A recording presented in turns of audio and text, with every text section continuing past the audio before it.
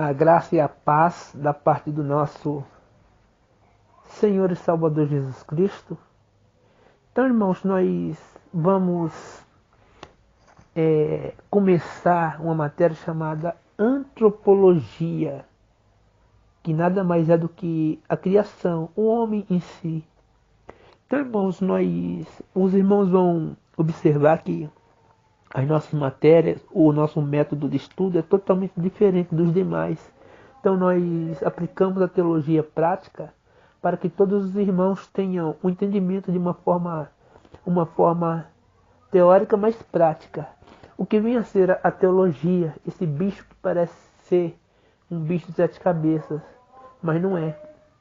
Eu gostaria de estar falando para os irmãos, nesse primeiro áudio da apresentação, eu gostaria de estar mencionando um texto aqui, que se encontra lá em 2 Timóteo, capítulo 2, versículo 15, diz: procura apresentar-te a Deus como obreiro aprovado, que não tem que se envergonhar, que maneja bem a palavra de Deus, ou seja, a palavra da verdade, que é a palavra de Deus.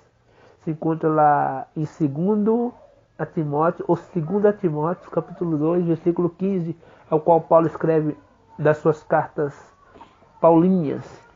Então, nós observamos que, como já foi falado, a palavra tel significa Deus, o teos do grego, Deus, logia, estudo, teologia, estudo de Deus.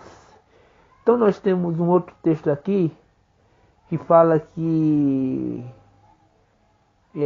duas coisas, uma é apresentar-se como obreiro aprovado, a outra sobre as doutrinas de demônios, ou seja, doutrina dos homens.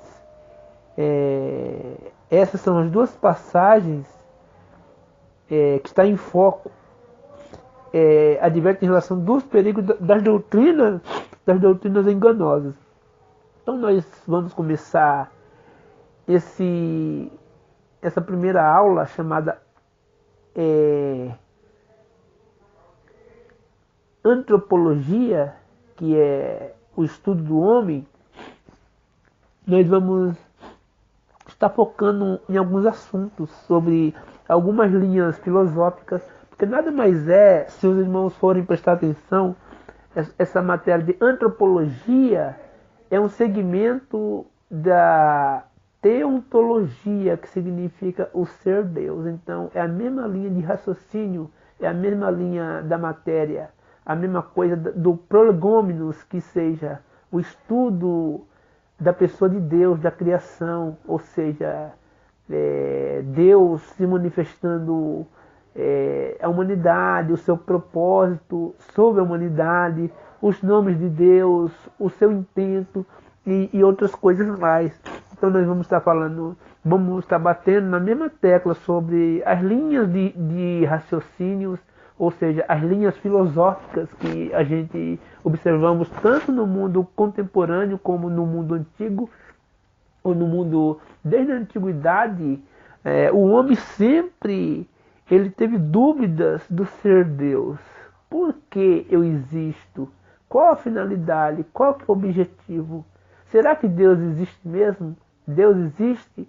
Foi na aula de teontologia, que é o estudo do ser Deus, nós abordamos esta fase, ou seja, nós abordamos esta ocasião em que o nome de Deus foi muito questionado.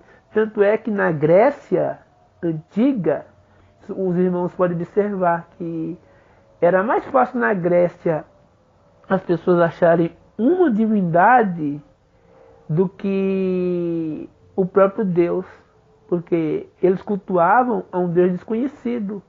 Existia o Deus Sol, o Deus da Lua, o Deus da plantação, o Deus das forças cósmicas, químicas. Vários deuses existiam na Grécia, inclusive a deusa Diana, que era a deusa da beleza e a deusa do amor, Afrodite. Então, trazendo para os nossos dias, no sincretismo religioso. O que é um sincretismo? Sincretismo são crenças que se divergem.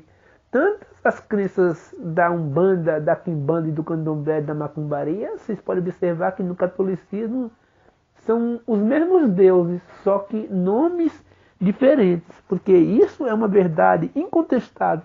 É por isso que a Bíblia fala que procura apresentar-se a Deus como obreiro aprovado, que não tem que se envergonhar, que maneja bem a palavra, antes evita os falatórios infames e inúteis que para nada tem proveito. Isso é uma coisa que não tem como fugir da realidade. Às vezes muitas pessoas falam, irmão, é antiético citar nome de igreja, citar nome de religião, mas se você for pegar o estudo de heresiologia, é o estudo que nós já começamos, vamos dar continuidade aos sábados, aliás, domingo, e no sábado, escatologia, os irmãos podem observar que Paulo sempre repreendeu. Não existia igrejas instituídas naquela época. Os irmãos vão observar o conceito de igreja a partir de Atos 2, que há o derramamento do Espírito Santo e a igreja passa a ser organizada.